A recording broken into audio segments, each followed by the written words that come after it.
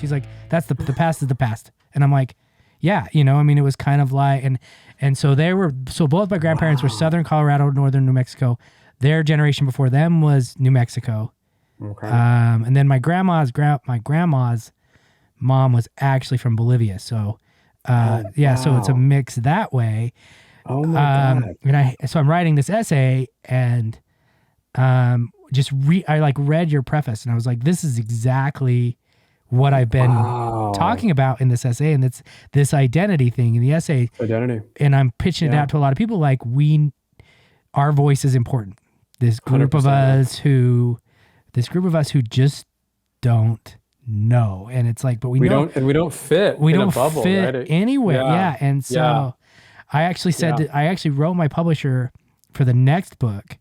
And I said, can I do a preface just like this? You know, because I was so taken by it. Because it was just perfect. It was absolutely perfect. Oh, and we're man, probably that means so much to me. We're probably related, you know. So when you said Trinidad and Southern, like, so my, like, the Taylor side, like, mostly comes from like an area called Walsenburg, and there's some areas there. That's where my grandpa was born, in Walsenburg. So that's where a lot of that side originates from, and then all of like my dad's side and a lot of my mother's side is from like the Taos and like Espanola area where, and I grew up in Santa Fe. That's my hometown. Right. No, my grandpa Cordova and my grandma Chavez were both born in Walsenburg.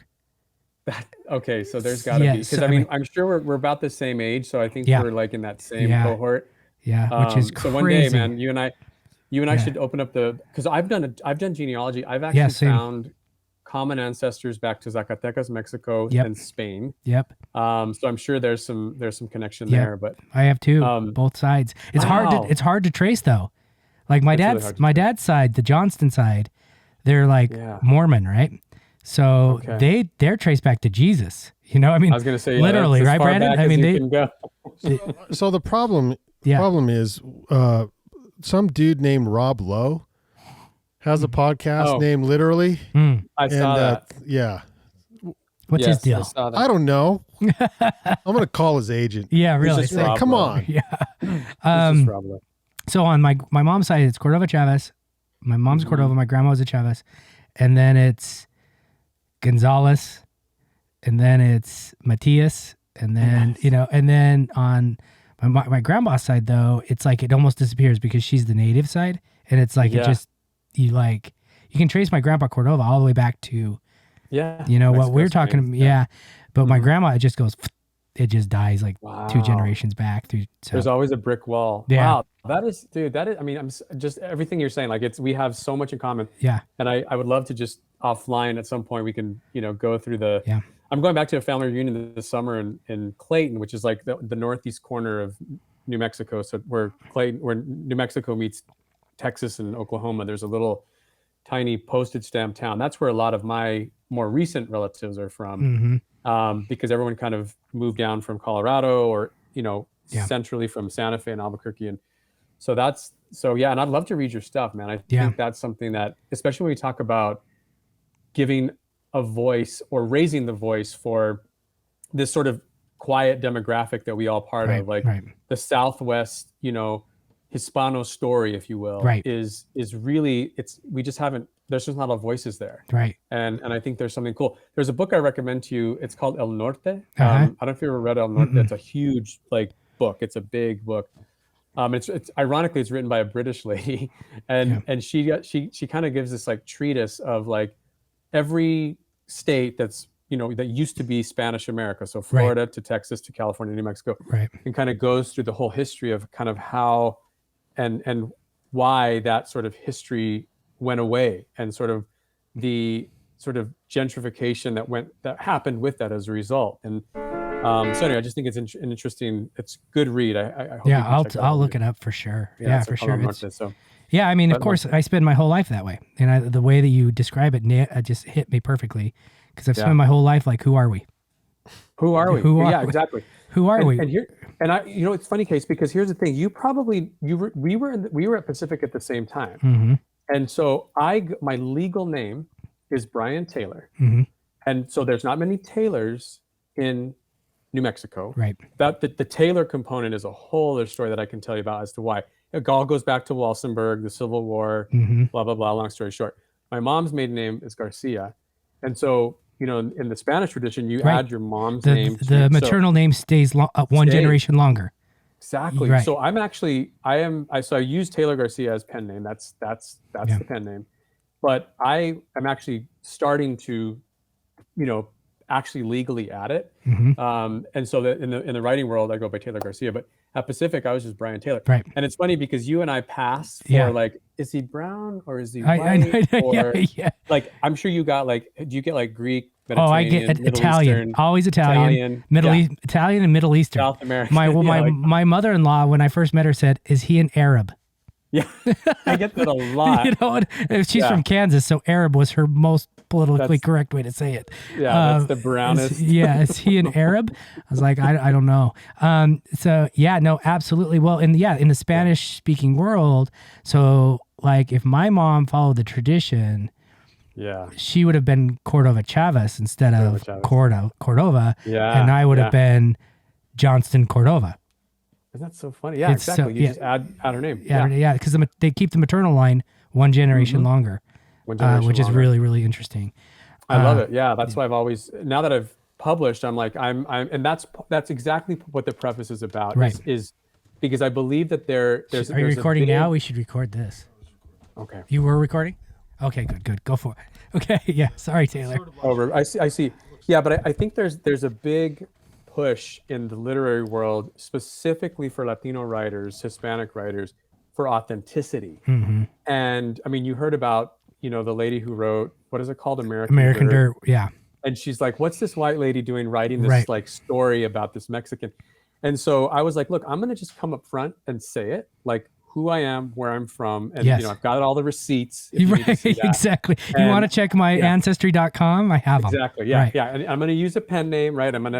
But at the same time, like, you know, just being transparent about it, because I think transparency is like a very sexy thing right now. And so might as well put it out there. So I think you and I mean, there's just so much like I think we could, you know, collaborate on it. And Brandon said he's been recording, so I think he can edit this in really well. Oh, nice. Okay, cool. And I think we're talking about the preface to Taylor Garcia's new short story collection, Functional Families. This is Case Johnston. This is a literally podcast. We're podcasting today from Banyan 1 Studio on historic 25th Street in Ogden, Utah. Welcome, Taylor, to the podcast. And we kind of jumped into a conversation here, and this will be our intro now, about Taylor's preface and what it means to be authentic within the Latinx world, within the Latino writing family, I would say.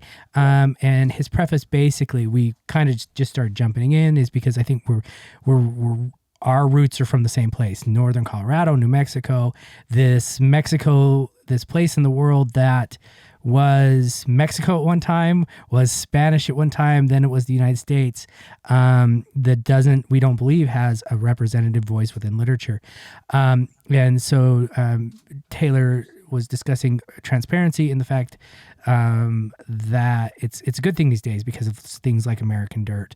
My newest novel, obviously, was based on my grandma and grandpa Cordova. It's them, you know, it's them, a reimagining of their lives. And so we are coming from the same place, literarily and kind of historically and kind of culturally. And so I'm excited to talk to Taylor about this. Last time we talked about it, I think I was a little bit drunk. I think Taylor was sober. But we were at Pacific University together, and that's how we know each other. And he's got a new book, a new set of short stories called Functional Families. You should pick it up. I've read it this week, and I absolutely love it. So we were just talking about that idea of transparency within the literary world, especially for the Latinx community, and how my mother-in-law thought I was. Her first question that she asked me was to my daughter was she gave her a little break. It was 2001, right after like 9/11, and I'd just flown back from Europe, and she asked me, "Is he Arab?" So I don't know what the intention was. But as Taylor was saying, I usually get Italian. I don't know if you know Paisley Rechdal, who's the state poet laureate of Utah. She's amazing. Her new book called Appropriate was published by Norte, and it's all about this idea of who can write what. So if you haven't picked it up, it's fabulous. She's probably probably the most. She's a genius, but I think Taylor, you'll love it. And we talk about this, and she's half Chinese American, and as Taylor and I are both Latinx, we're always called Italians. So I always text her and say, I got another person to say I was Italian today. But today we're going to talk about Taylor's stories. And this is, sorry, Taylor, but this is, so I haven't done a podcast since November. Good. Yeah. So like, as everybody knows, my dad passed in February, and I just haven't read books. I haven't done anything. And I'm calling myself, as you can, I don't know if it popped up there. No, he kept me backstage. I'm calling myself Renaissance Case. And so these podcasts are going a little bit more. This is Renaissance Case. We're having I just want to, in the past, they've been a little bit more formal, and I really want to get to know authors more. And this just came to me tonight. I'm just kind of like, honestly, just like, let's talk. Love it. Of course, the point of this podcast is to highlight your book in the world. So anything. So if any question doesn't work for you, just go for it, because I want you to give people what you want to give people when it comes to your work and to your book. So I read Functional Families this week, and a few of them stuck out to me. But I want to talk about really quickly, like when it comes to putting together like a collection. This idea. I've never written a short story in my life. I jumped from memoirs straight to novels. And the short story, to me, almost like a poem, honestly. I love poetry, and I love short work. But to me, as a writer, there really are mystery. It's a mystery to me to write short stories. How does a book like this, how did this one come about? Yeah. That's what I love about short stories. I think you're right that there's this idea that they are sort of mysterious. I'm a big fan of George Saunders, who says something to the effect where it's like when you go into a short story, it's like going into like a black box, and you kind of enter in one way, and then you kind of come out a different way, and everything's changed and everything's different. And so I love this idea of like these small universes that inhabit like a short story. And I think I can't remember who it was. I don't know if it was at Pacific or it was another mentor who said, when you're telling a short story or writing a short story, you want to arrive late and leave early. And so almost every short story tends to be like just a quick view of this one part of maybe a larger story or a larger, narrative. And so you're telling just enough information or sharing just enough information. And so that's kind of how I approach, when I write these. And I think when I look at this collection of stories, a lot of it was about, the families piece didn't come till later. And I could talk about that in a moment. But when I came to these stories, I realized that there are just those little, and you remember this from our program, like glimmers, right? Those little glimmers.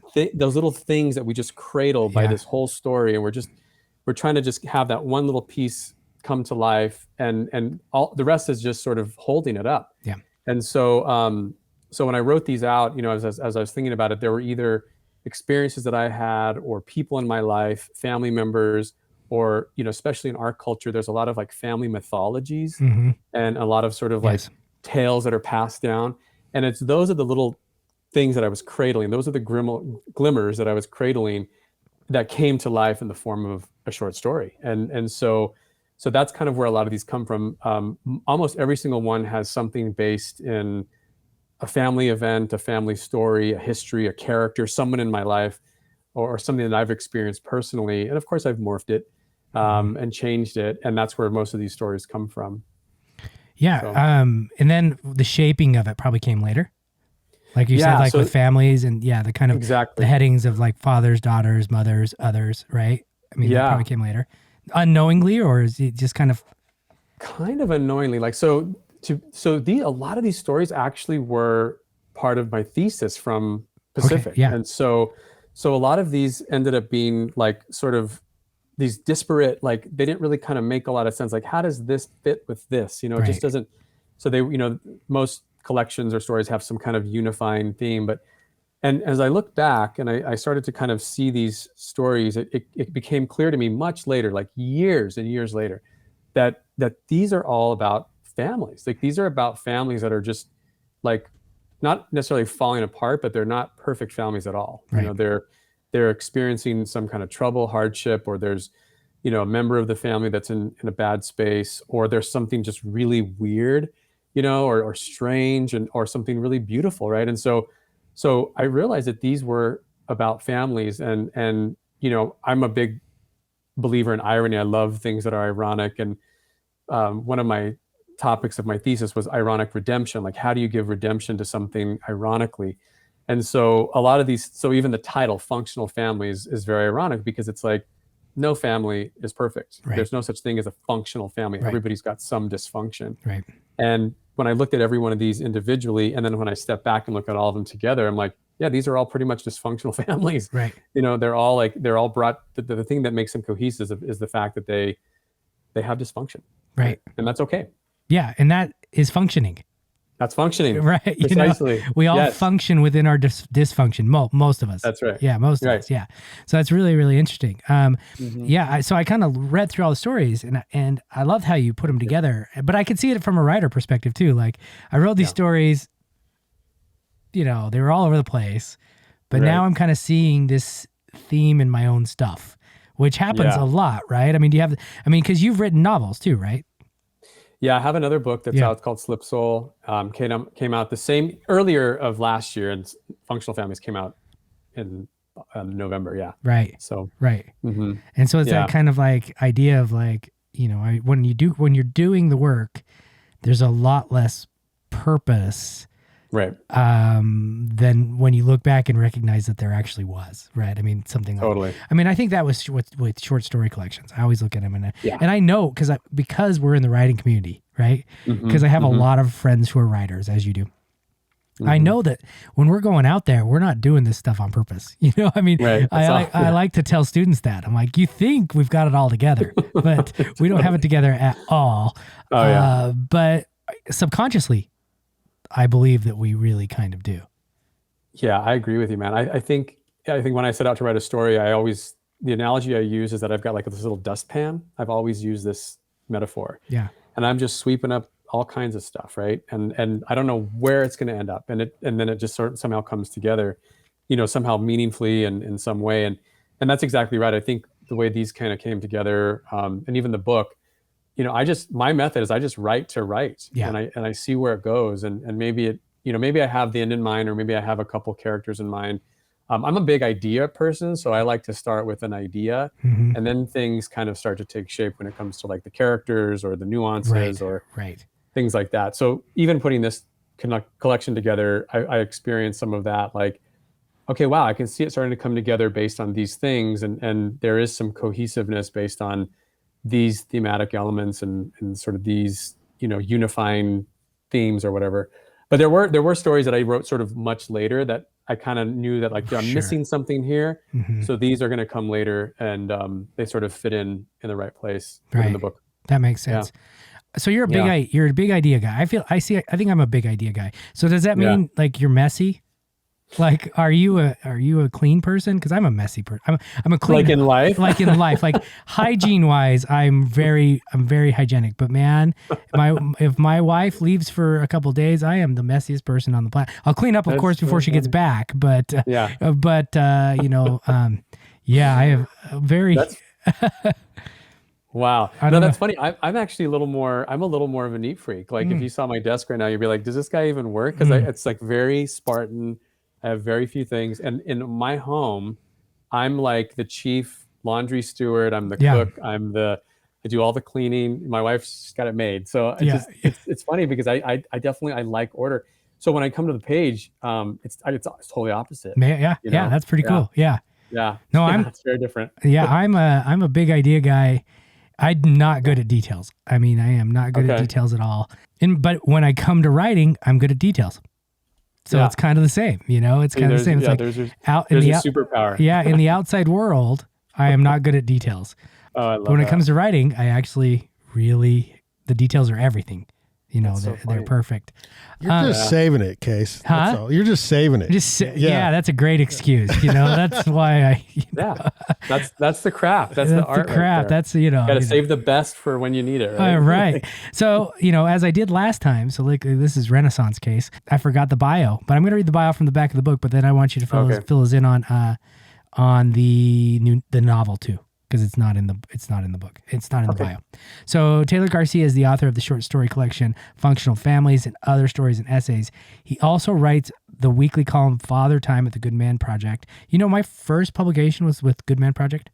Really? My very first. And it was about my grandpa Cordova and how at 82 years old, he went off the wagon and ended up on a fishing trip in Alaska and ended up getting drunk with day traders. But of course it was about his. I would love to read that. It was about his alcoholism. Yeah. It was about our history. It was about everything. But the Good Men Project has been really, really good to me. I love them there. I would love to. You still contribute, or I did. I think I had 2 with them last year. You know, it's pretty rare. I've got to look you up when I think of something that I feel like fits them. You know, I think I published 10 or 11 essays with them, but they were one of my first. I love them. I love them, and I love what they gave me. So, you know, incredible. He holds an MFA from Pacific University. Garcia is a multi-generational Neomexicano, originally from Santa Fe, New Mexico, now living in Southern California with his wife and children. And give us the name of the novel again. The name of the novel is Slip Soul. Slip Soul. Slip Soul. Who's it from? This is with Touchpoint Press. Okay. Yeah, that came out in August of 21. Yeah, 21. And the short stories came out in November of 21, and that was from Unsolicited Press. Yeah. Wow. So so with publishing, did they have any problem with that? Like, did any press kind of did they scoff at it, like saying he's got another book coming out, or?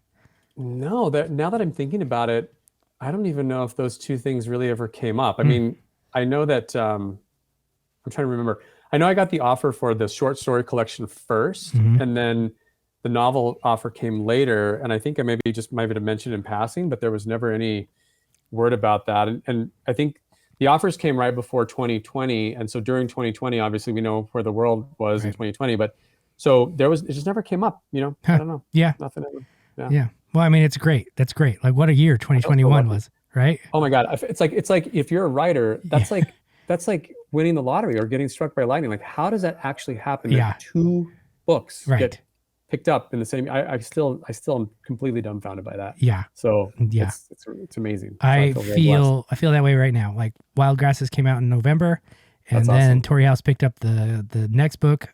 What's the new one called? It's currently called Castaway, but it's a fishing reference.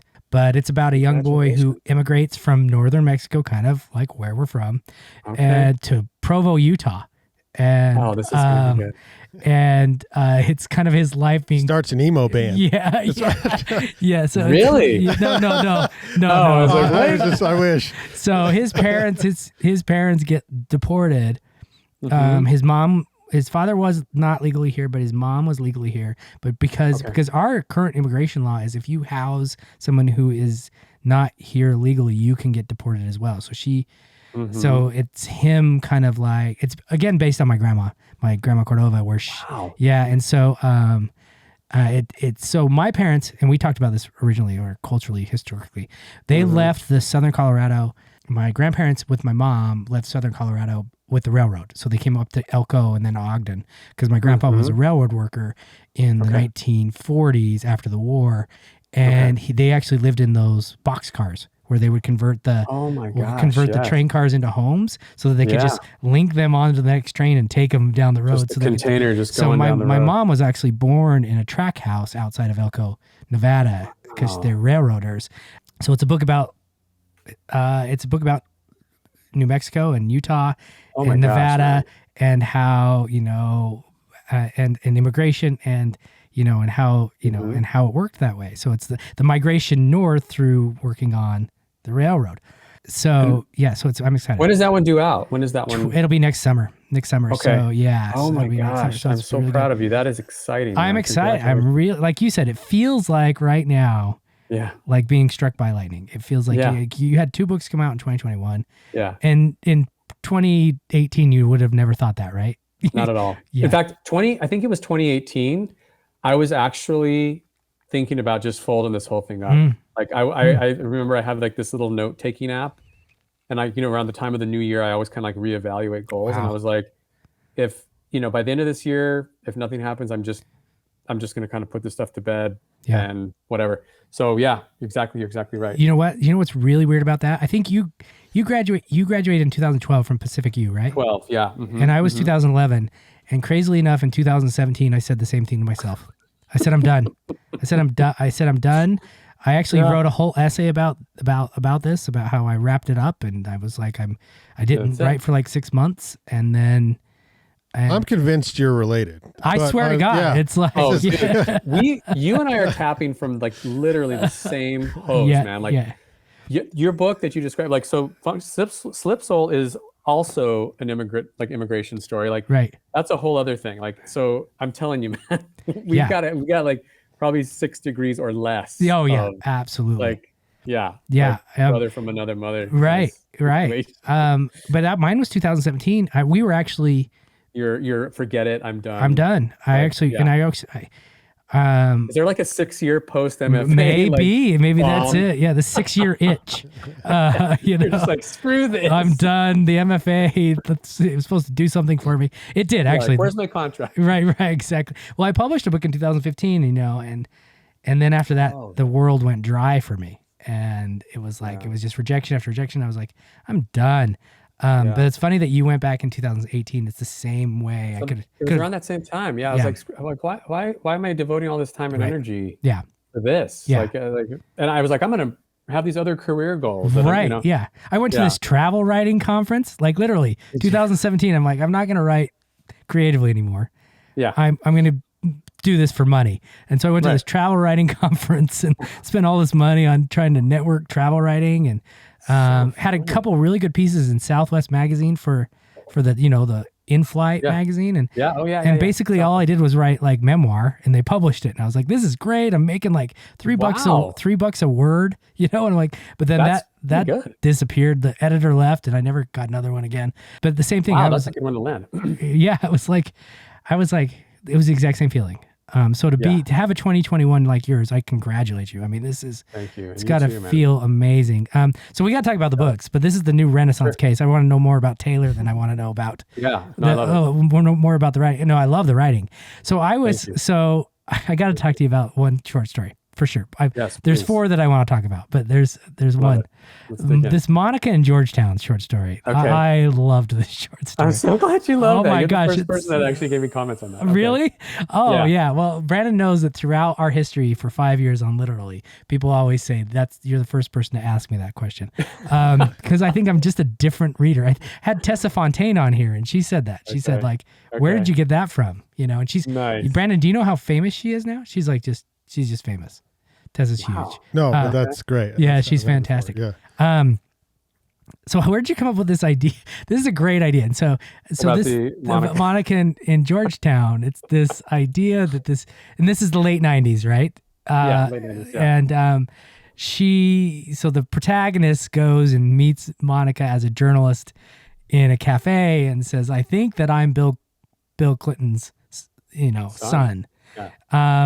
And I'm going to give it away because I thought it was fun. Totally. I really laughed because his mom's been telling him the whole time, his whole life, that he's Bill Clinton's son, because when he was running for governor of it's Alabama, right?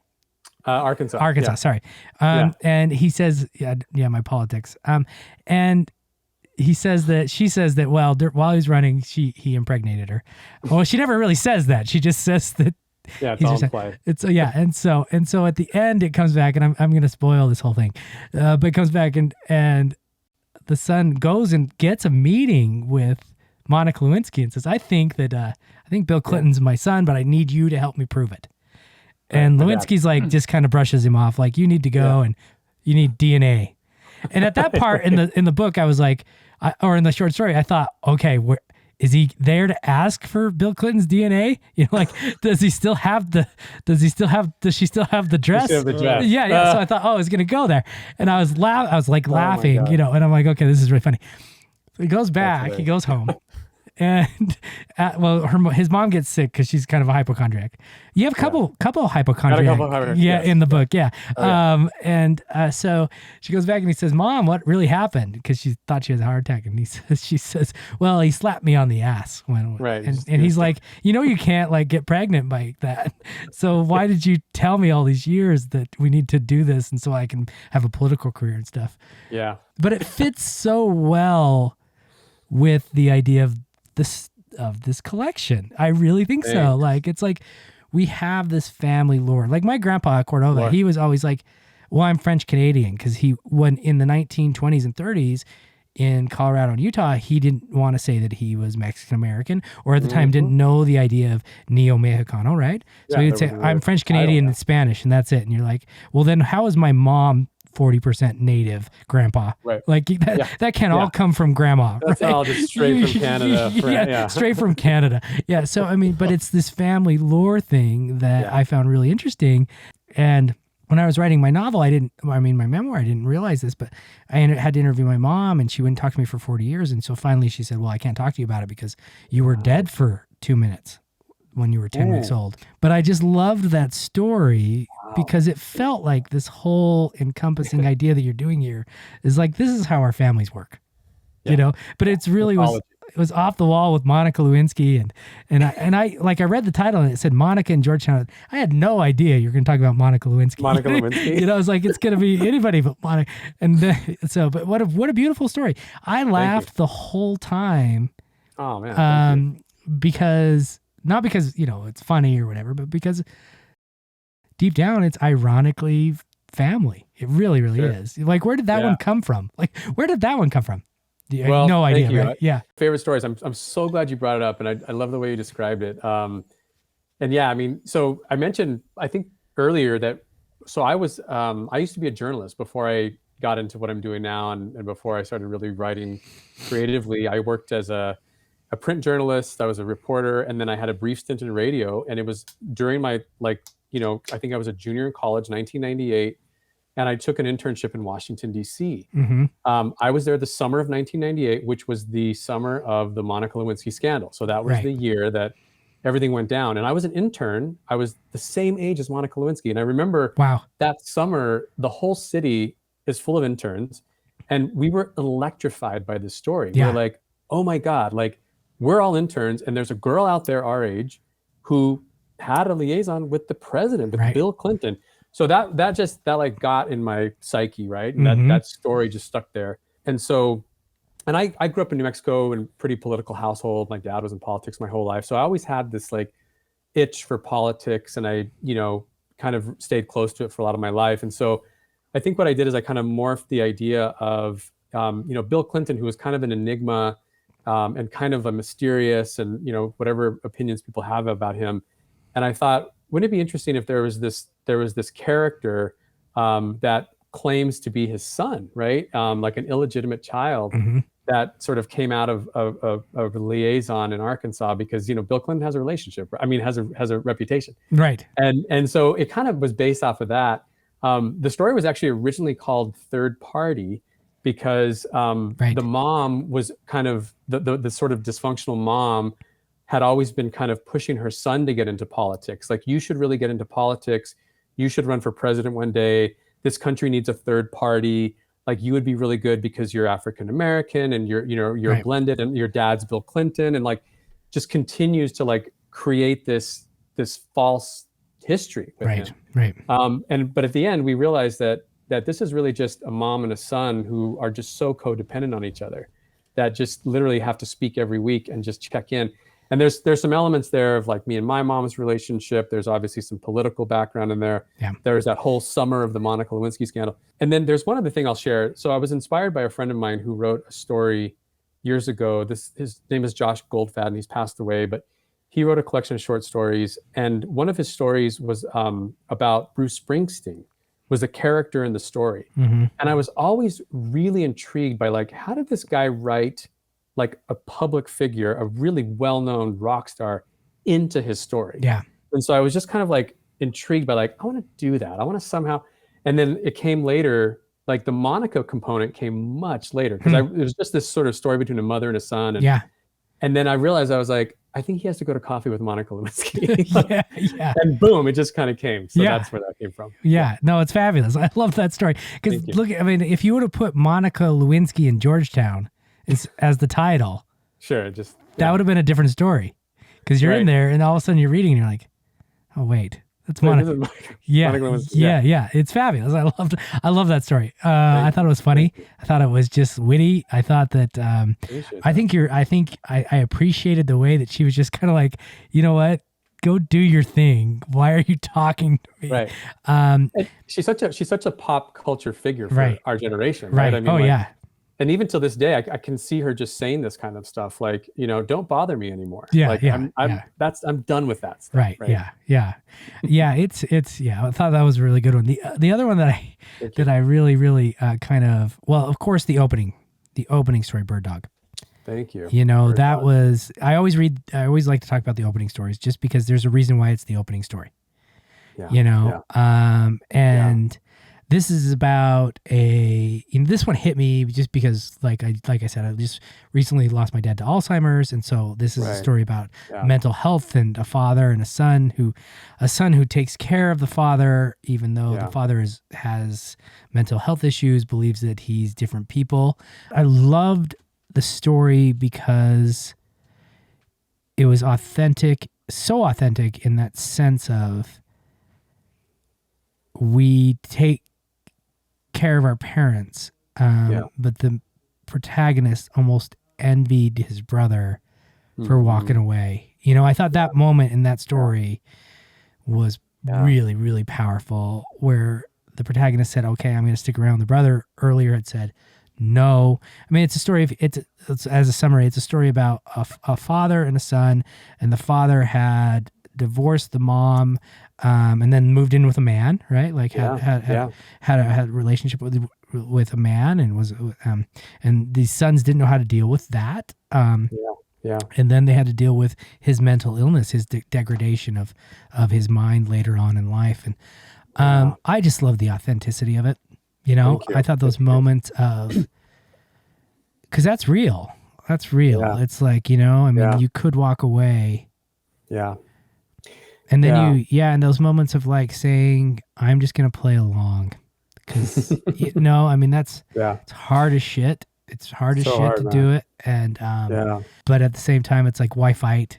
You know, I mean, so that's what I loved about that story. So. Thank you, Case. That means a lot to me. That's probably one of the stories that is, I don't know, kind of most poignant and most like closest to me and challenging to write, but also to your point, like just this idea of like in life, we decide when we have to confront something, do we want to fight it or do we want to dance with it? I've been saying this a lot with like in my coworker space and even my own children, you know, I'm like, you can either fight or you can just enjoy, right? And there's all these different ways you can go about it.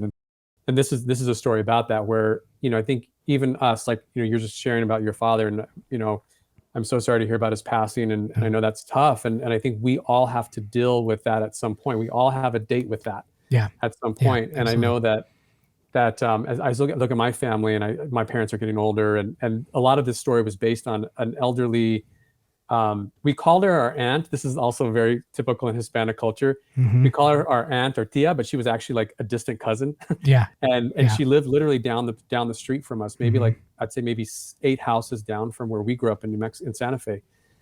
Never, her husband died when I was very young. She never had children and she just lived alone in her home. And she just she lived alone. She had no one to talk to. And she eventually had advanced dementia.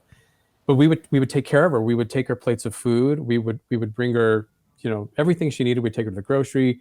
We ended up like becoming her conservator, and we had a house, you know, help for her and everything. And that was her life. And I remember just this existence of this, you know, very sad woman who didn't know who she was after a while. You know, she literally just sort of lost her identity. And I kind of blend that into, you know, some of my own nuclear family and some of the challenges we were going through at the time. And and that became the story. But you're right. There is a component of like the siblings, and I see this a lot. And I don't know if you see this in your family, where, you know, there's the sibling that just keeps to the core, right? They stay to the core of the family, and they're never going to give up. And then there's the ones that get away, you know? And I feel like I feel like I'm a little bit of both, you know, like I'm the one that got away, but I'm still really tethered. And I think when it comes to these moments in our lives, you do have to ask yourself, like, you know, I've got to be there, you know, I've got to be there to support my family. And so there's that struggle, right, between siblings and the horizontal family in the family tree, right? Yeah. Between siblings. How many siblings do you have?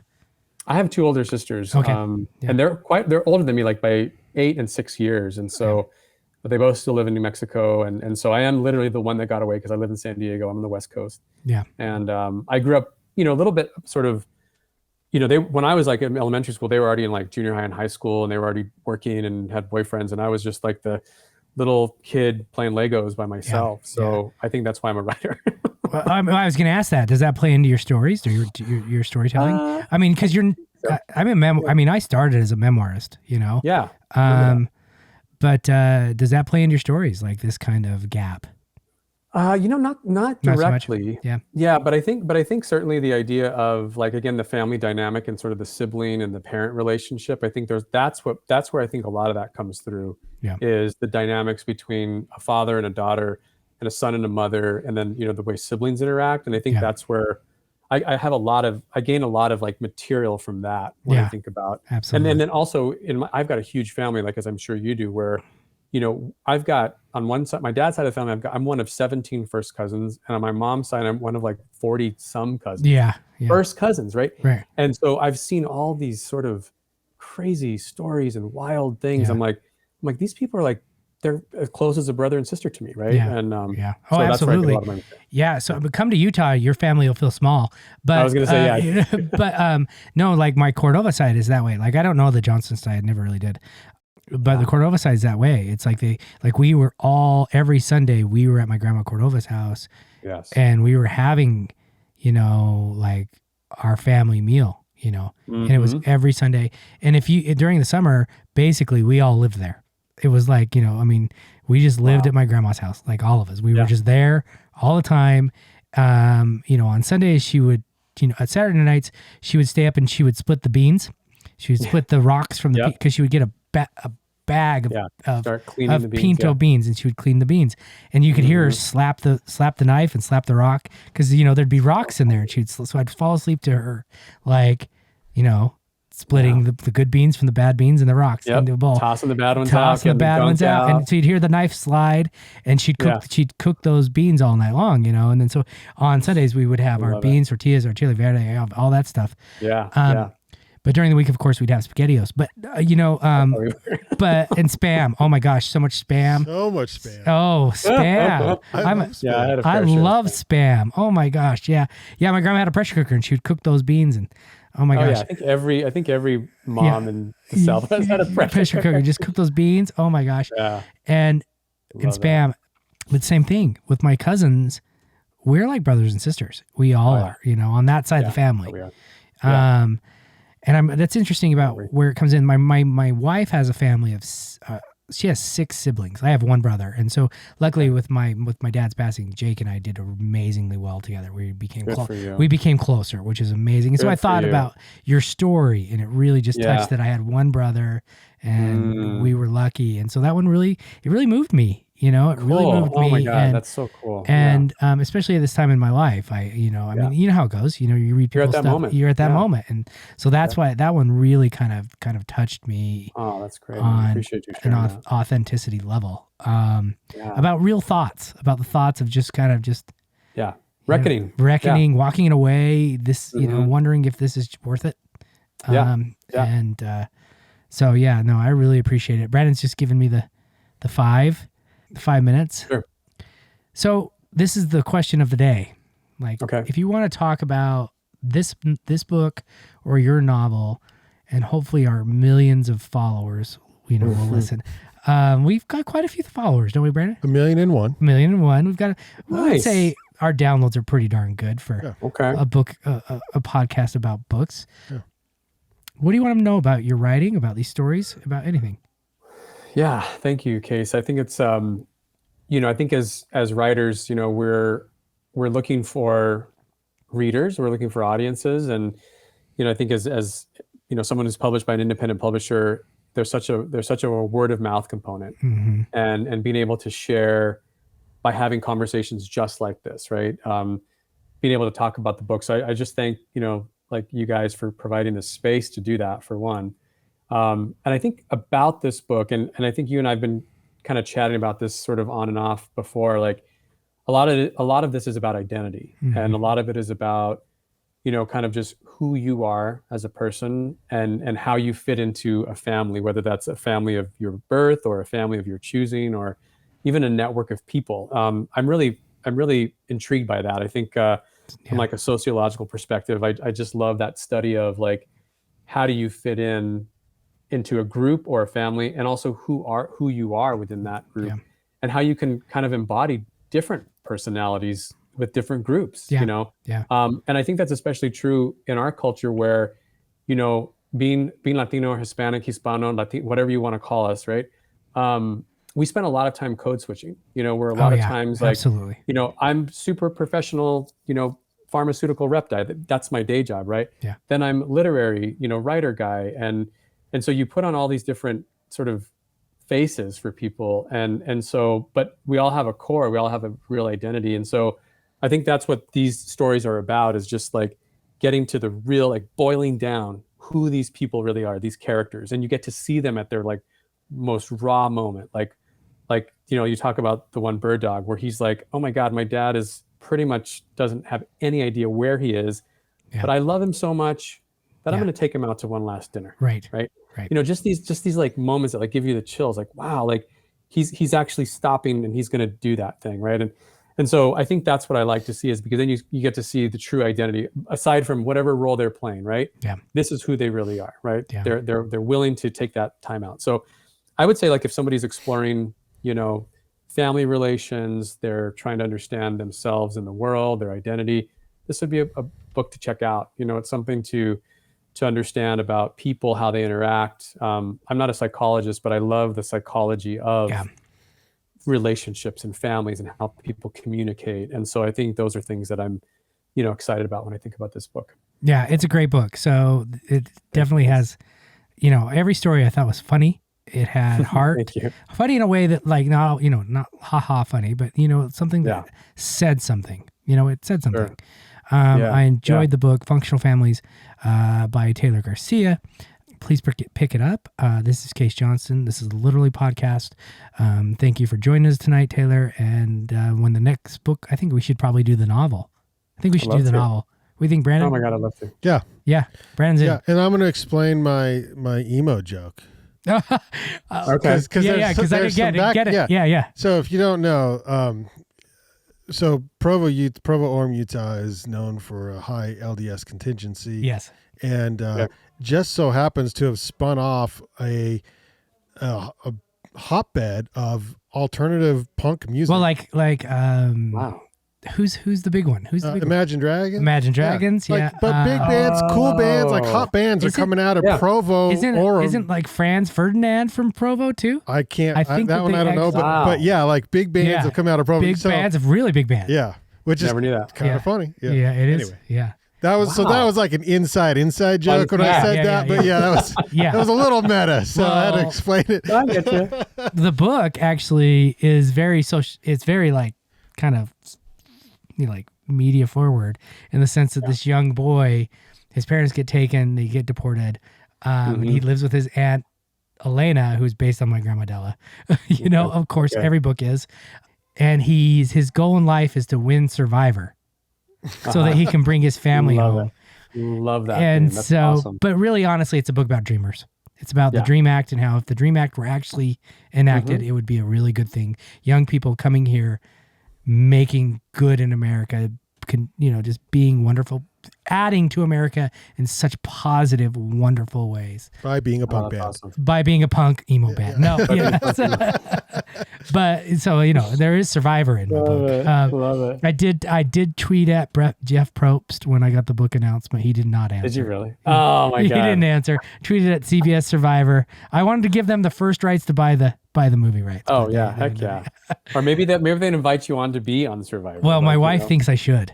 Oh, you should. I've been a fan forever, and it is my I read a lot, I write a lot, but Survivor is my kind of deadhead space. If I want to if I want to drink a glass of wine and just zone out, I love Survivor, and so that made it into the book. I'm just learning this. This is very interesting. I love Survivor. And my friend Trevor, you know Trevor? Yeah. Yeah, he actually produced a whole season of Survivor. Yeah, that's what he does. Yeah, that's what he does. Yeah. Oh, dude, you should get on it. I know. I think I should get on. And and so Trevor, he produced quite a few things. He's really great. Wahlburgers. Wahlburgers is one of them. He got an Emmy for Wahlburgers. Yeah. Oh yeah, Wahlburgers. I've heard of that. You know, this I follow this yoga instructor on Instagram, and I've taken some of his classes virtually. He's a Survivor contestant. Oh. And that's what kind of propelled him to become this super famous yoga instructor. Yeah. And so, I think it's... So he was on Survivor? He was on Survivor. I don't know what season. What's his name? His name is Vitas. Yeah, I know him. Vitas. I've watched them all. So you know So he's like an LA, really famous LA yoga instructor. Yeah. And he's on all these apps. And I've been into yoga the last couple of years. And I was like, I want to know more about this guy. And I'm like, he was a Survivor. He was on Survivor. Yeah. I think he got pretty far. Yeah, he did. I follow this lady on Instagram. She's a sexual wellness coach. Okay. And she was on Survivor. There's a lot of very interesting characters on there. Yeah, there are. Yeah. And I think I'm going to apply. Now that Lucas is older, now that he's 11 and he can make it. You should. When he was younger, I didn't want to leave the family. I left the family for 3 weeks in 2016. Because I got a writing residency as an artist in residence in Barcelona, and I left for 3 weeks. I want that. It was I got so depressed.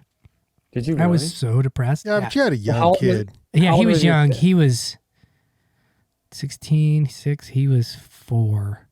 Oh, okay. How old are your kids now? I have an 11-year-old. Yeah. Oh, 11-year. Okay. Yeah, and he was 4, and I got so depressed. It was the longest 3 weeks. I wrote a whole novel in 3 weeks. I was going to say you probably churned out some. I did. Art. Well, I told my wife if I'm going to leave the family for 3 weeks, I'm going to do something. It ended up being actually 28 days, almost 4 weeks, and it was amazing, and it was all paid for, and I would drink Spanish wine every day and write and run. Oh my God, that's amazing. It was amazing, but I think I just got really depressed, and so now I think I could do it again, but it took a while. I'm going away this summer back to New Mexico. We're going to Albuquerque for 2 weeks. There's this class through UNM, the University of New Mexico, where I'm sure you've probably heard of what curanderismo, which is basically curanderas, basically spiritual healers. And I've always been interested in this. This is actually another book topic that's in here somewhere that has to come out. And so I'm going to take this class. It's a 2-week class. So I'll be away from my family for 2 weeks. And so I haven't had that. My kids are 8 and 7. It's hard. 2 boys. Yeah, it's going to be, I'm actually kind of looking forward to it. Yeah, oh, absolutely. But, yeah. No, I get that. It's like a mix. I did AWP this year and I was gone 6 days. Mm-hmm. And that's a long time. Yeah. By the time I got home, I was ready to be home. Yeah. The first 3 days I was stoked, I was like, you're like, all right. I know this is so much fun. and there's a bunch of writers. And then I was like, day 4, I was like, I'm ready to come home.